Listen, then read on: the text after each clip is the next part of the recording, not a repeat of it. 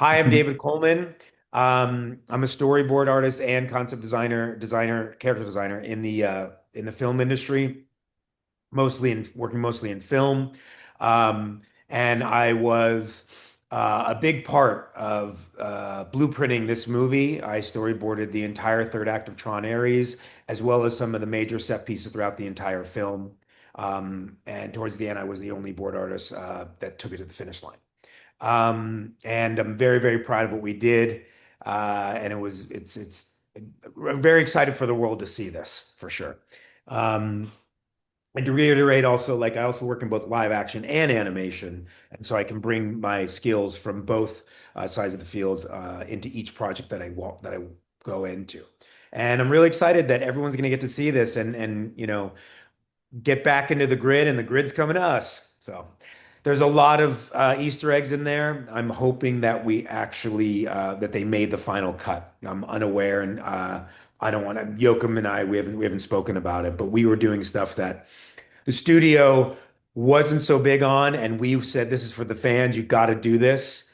And there's one scene in there I really hope it makes it. And it's something I boarded, and we loved it. And I think it came back at the end, but I won't know until Oh, next week. So, and you as well. So. okay. Yeah, perfect. So yeah, I was going to ask you, um, when did you first start working on the movie? It was during the reshoots or No, no, no, on the no, early no, no. stages? Reshoots. Yeah, they bring me in for reshoots usually.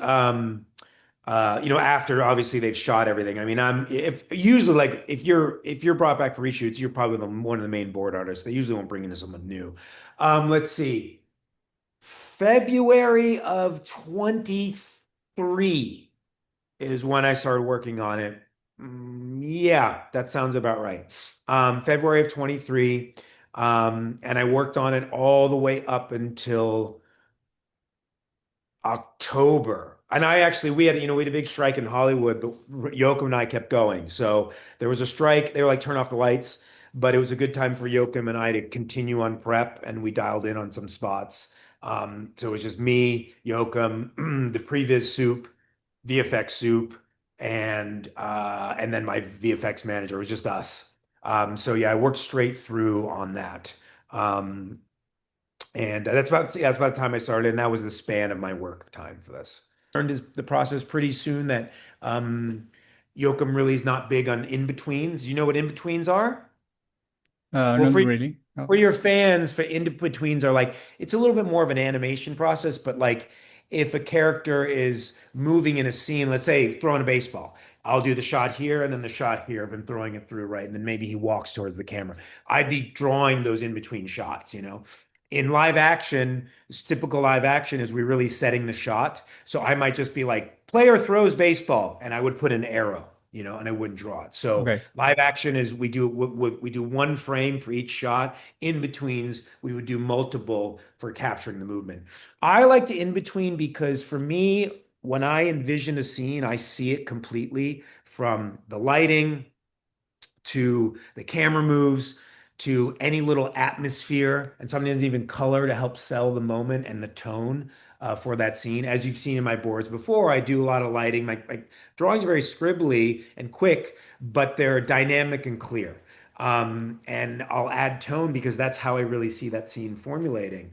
So I very quickly learned though, Yoakum was not big on in-between, so I just made some changes on that first scene. He loved it, and then I heard back from him. He said, we're not doing the scene. They're going to cut it. Cost too much.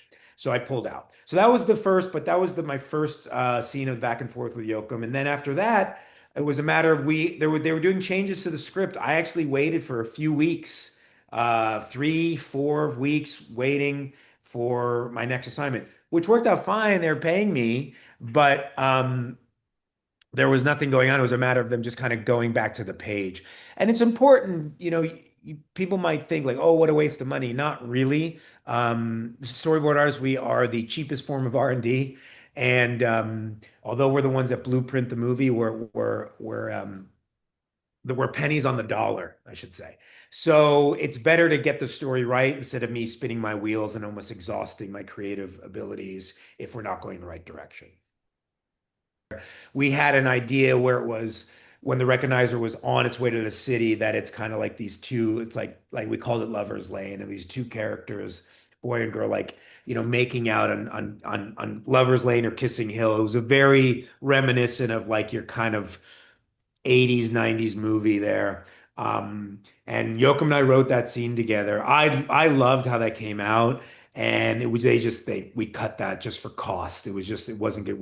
It was too much of it. And it probably also stopped the energy. We wanted to get the recognizer to the city. I mean, there was another part where I don't know if it's in it, but there's a kid in the back seat and he's like I think we had him like playing with a cell phone as like a little kid or on an iPad, and you see the reflection of the recognizer go by, and he just like goes like, Oh, whoa, watches it. That was out. But so Lover's Lane I did, Light Cycle Chase.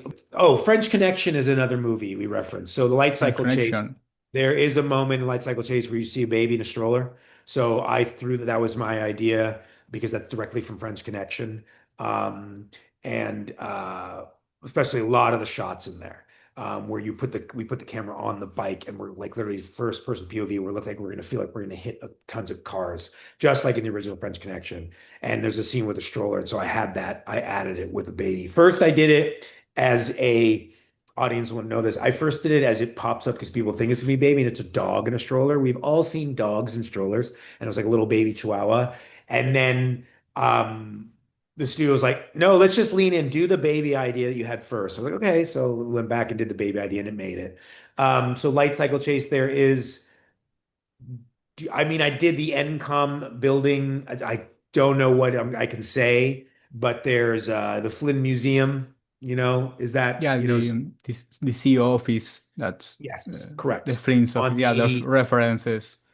Yeah, 86th floor, I think. Did we call it the 86th floor? The 61st floor? I forgot. It was I called. don't know that. Yeah, it's one of those things that's new information for you. So, like for instance, there's a lot of cool stuff in there. Like this, there's a Rubik's Cube moment. That was my idea, made it in the movie. I put all Yeah, this you 80s mentioned it. stuff in there. I put all these 80s stuff in there, and I had Ares kind of, he's like taking it all in. And I had him like pick up a Rubik's Cube. And then the next shot is he tosses it to Eve, and it's all completely finished in like seconds. That was the one that Joachim and I kind of like conceptualized together, but it wasn't going to make it. Got cut. It was just too expensive to do a big building kind of falling apart or collapsing. It was too expensive. So that was another scene, that I did that obviously like didn't make it. But that would end up being my first. And then after that, it was like I did a lot, like I said, I did a lot of third act. And once he gave me was it the Recognizer Attack City? Something in the third act, which was when it became a compliment, it triggered Joachim's trust in me. And he very quickly rolled all the other board artists off and he gave me the entire third act. And I just remember the VFX manager going, I hope you're not busy or going anywhere on vacation this summer because Joachim has just entrusted you with the entire third act. I was like, awesome. And I was happy to take on that responsibility, man. So it was wonderful to do. I really enjoyed it. But that's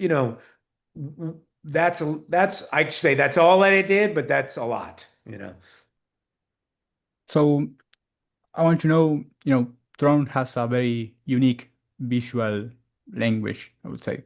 So as a storyboard artist, how did you approach translating that world into sequences? This is where I have to be completely transparent. I was not the biggest fan of Tron coming in. Like, your fans out there are like, are you kidding me? What do you mean right now? I've since, grown very fond of it. For me, big movie. I loved what Joachim had done before. It was very exciting. I had gone from working on something that was very organic and naturalistic and authentic from Mufasa.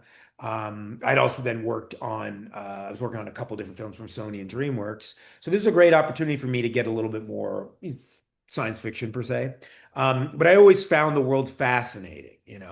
So translating that world into sequences and into shots are like two things. It's more about creating an engaging story, and I was always trying to get into the theme of our movie, and it kind of kept evolving a little bit. And as we deal with the existential crisis of AI, is there a sense of free will? Um, So there's like kind of we're always kind of dancing around those types of themes, what it means to be human, and the essence of humanity, and what it means to really be alive. There really is no permanence. That's the way you are alive. It's that you are not, there's no way to be permanent, and that's the trade-off. Um, but that's really the main. It's not about translating the world so much as kind of capturing the story and the vision for what Yoakum sees and what we want to do, what the studio wants. Especially in this, it's more about the world coming the grid, and programs coming into our world. So it's almost a matter of like, how are we merging two completely different solar systems almost, and putting them into one and bring them into our world. So that drives a lot of my choices in shots, but also in terms of interacting with our world. Um, so to take a step back, it really matters about the story and the characters, and then it just has so happens to be this awesome Tron universe. So, for instance, I'm very complimented to hear Yoakum made a letter of recommendation for me. And one thing I always remember what he said. He said, "David's he's so good as a storyboard artist because he gives me a bucket full of ideas and he makes being a director easier, especially when it comes to big movie making, filmmaking." I'm quite honored to hear that because that's something I do pride myself on. I try to give a lot more than what I'm asked for. So, for instance, I can take an example. This idea is not in the movie. But when actually it might be, I'm pretty sure it's not though. When the super recognizer comes around the building and it enters our world for the first time, it's already kind of been traveling to the city. I took the idea, like the sound that, can you imagine that kind of like magnanimous, like monster epic. And I say monster, like digital monster. I always refer to it as a monster attacking the city. So my shots felt like a monster. I'm always looking up, making it feel bigger than it is, going beyond the bounds of the frame, feeling that life is living beyond the frame. But I have one shot where it's turning the corner, um, coming up on Greta's character, and um, as it comes, and I pronounce her name right. I think so, yeah. So we're good. Yeah. As it comes up around the corner, um, on Greta's character, the I had the idea, like, wouldn't it be kind of cool if kind of the scale and the sound created these reverberations and almost de-resing the outlines of our world. How I actually what I did is like it'd be so cool if it would that kind of impact, that large scale otherworldly um, spaceship almost, you could say, is reflected in our universe, right? So I had the buildings and I kind of de-resed and almost like actually like fuzzed out the edges of the building. So it was like this was an element I was like, that would be a very cool idea for story. Now, Yeah, that's great. Yeah. cost wise, can't do it for every shot. No way. But when it first shows up and especially like through Greta's character, if we're looking at it, and we're looking up through her POV, since we're telling the story, from her POV at this moment, that's where it would show up. You have in a couple other shots, and then I would probably just kind of get rid of it after that. Or not get rid of it, but let it kind of like just merge into the scene. The audience, seeing is believing, and after that, they would need to see it. And so that is a moment where taking what I know about the actual universe, right? Um, Taking what I know about the story, factoring in the beat and the point of that beat and the big moment, I added this idea, right? So that's just a small micro example of the macro approach I take when trying to give the filmmaker something more based on what I know about the characters, where they are in the story, the act, and that certain act of the film, and the beat, and almost thematically speaking, where the movie is headed. So I'm going back to, about Shokim running. There were any reference movies? You mentioned it, Die Hard, and there were any more? Terminator. So Yeah. there's a moment when Athena um, shows up well, I don't know how much is revealed for this, so I'm going to hold this part off. But there's a moment when she has a face off with Eve. It's not in the trailer, like where it happens, so I'm just going to kind of leave it where it happens. Mhm. Um, it's in a building. But we had this moment, if you remember when like Arnold Schwarzenegger, like in Terminator, when he arrives and I mean, I'm gonna just put this out right here, so you can see me acting out. But there's a part in Terminator when he arrives and the big ball comes around and he's like, and as he stands up, your audience is probably very young, so Terminator was what, early 80s? They'd have to go back and look at this. 84, yeah. 84, you got it. And he starts and he turns and he stands up and it's like you see him. I think he actually the camera boom. I think the camera we're on a jib arm and I think it goes up a little bit and he stands up and he like turns around. You've got the music and everything. And I use that for reference because it was kind of a cool moment of Eve was seeing at that moment. No, actually, that moment was. I think she'd seen Athene at this point, but it was like I was making it another big moment. This was like, I wasn't even sure where it was falling in the movie, but I used that because it was kind of like a blanket statement in terms of like, I just knew Joachim loved 80s action movies. So Terminator, Predator, we talked Predator, Die Hard, um, Blade Runner. There are a couple of shots in the moment I'm talking about where they are Blade Runner. I do a Shawshank Redemption shot. So kind of some iconic shots in the movie. But there's definitely like I punched in on her face and she turns around and does this whole thing. And I basically looked at that Terminator shot almost shot for shot. So any of the big kind of like 80s action movies, then we would talk about wides like Lawrence of Arabia, always the big cinematic wides.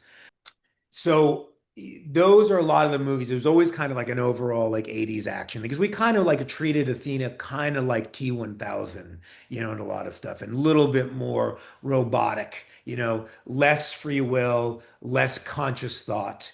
Whereas Ares is having his like Talking about Shokim, why would you say that he was the right choice to direct this movie? Well, that is also above my pay rate. But if you look at his track record of what he's done, he'd taken sequels and made them very successful too. Like that's another thing. Yeah, If you big sequels, Maleficent. Pirates and Maleficent. So somebody could really handle not just you know, big movie, filmmaking, right? And handling IP, but also being very loyal and responsible by taking great care and handling very successful intellectual properties. So if you notice, like he's done a lot for the fans, man. I mean, in this, and we talked about it a lot, and we fought for a lot of ideas, and I don't know what made it and what didn't. But it was something we kept trying to put into the movie, like there were little things in there, little Easter eggs. So I think that's one of the big reasons.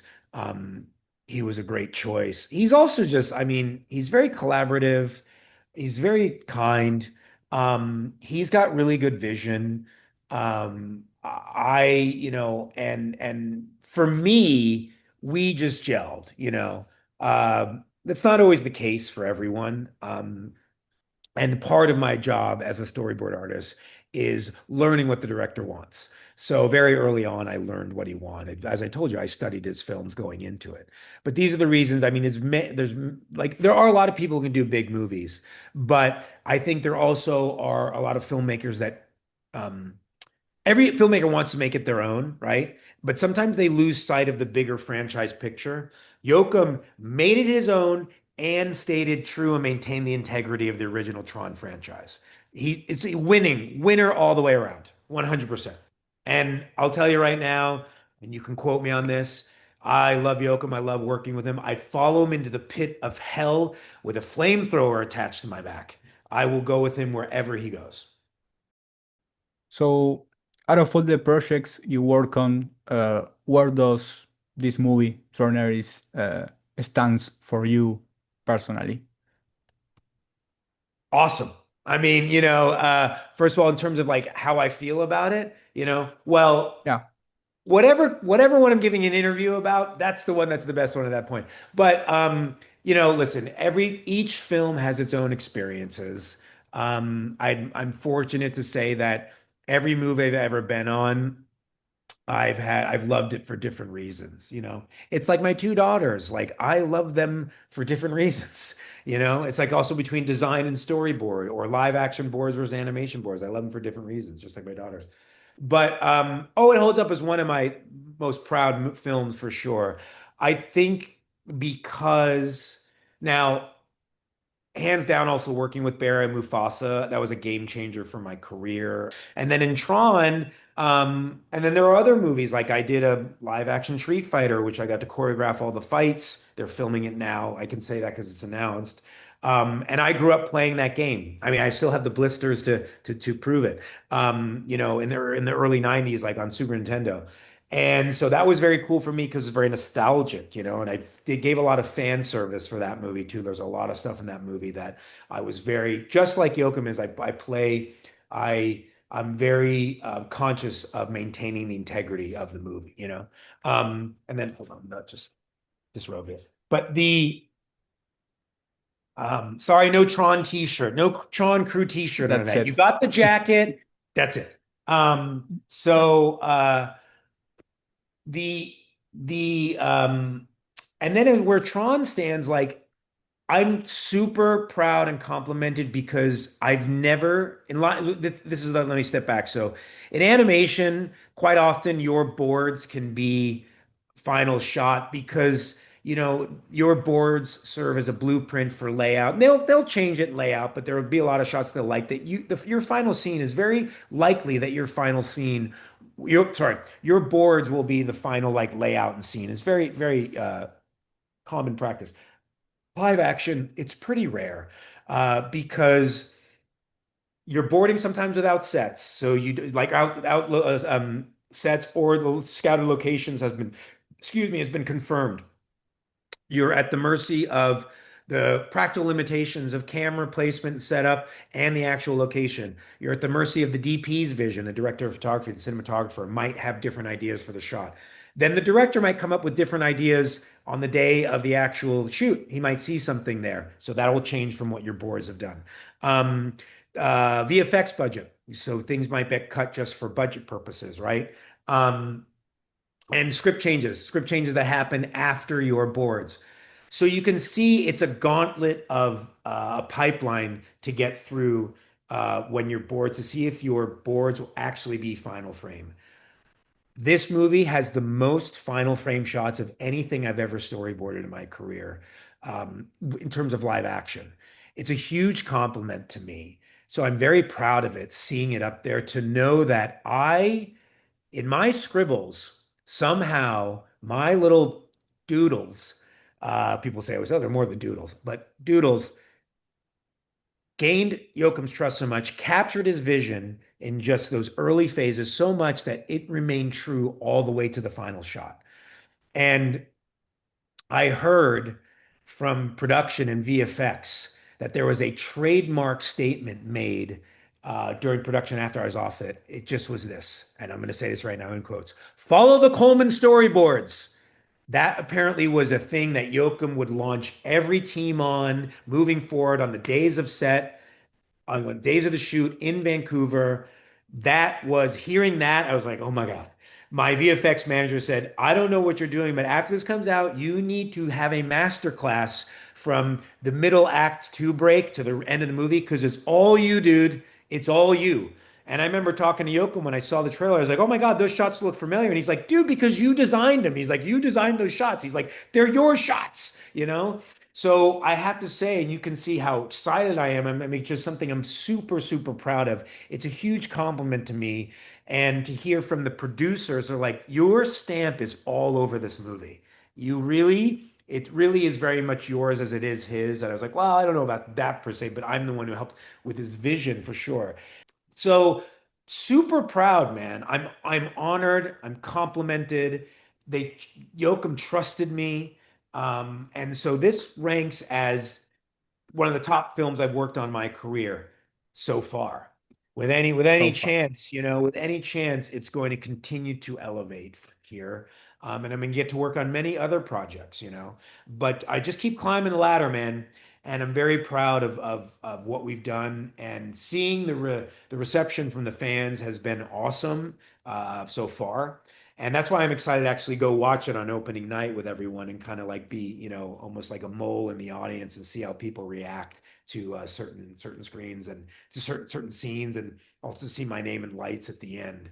But yeah, man, this is a pretty epic and memorable for many reasons. What I think the fans need to know is the movie is one thing, the credibility and flex, as you say, is another thing, how huge it is. It all rests in its own kind of realm.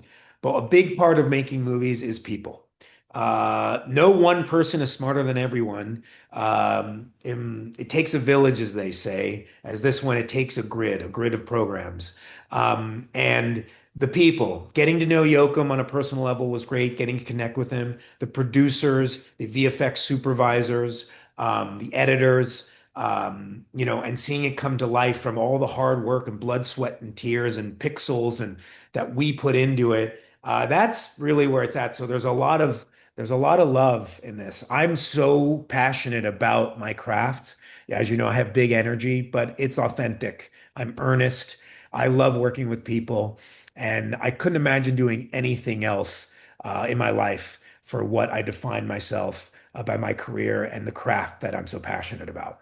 But we are the ones that kind of, like I said, it's an honor to blueprint the movie and be the ones that actually you know, determine how the audience experiences that story. And as much as we blueprint the movie, blueprint is one thing. And I think what I'm so proud of is my blueprints were taken to the final level and became final picture. The movie that you're all going to see on screen, in many instances, shot for shot, started with my scribbles and working just Yoakum and I. That's it. It means a lot to be received so well by you, the fans, and that the recognition for what I have done and my contribution to the legacy of TRON. And let's see where it goes from here, man. It's going to be awesome, and we're going to have a good time, man. And I can't wait to see you all at the theater on the grid.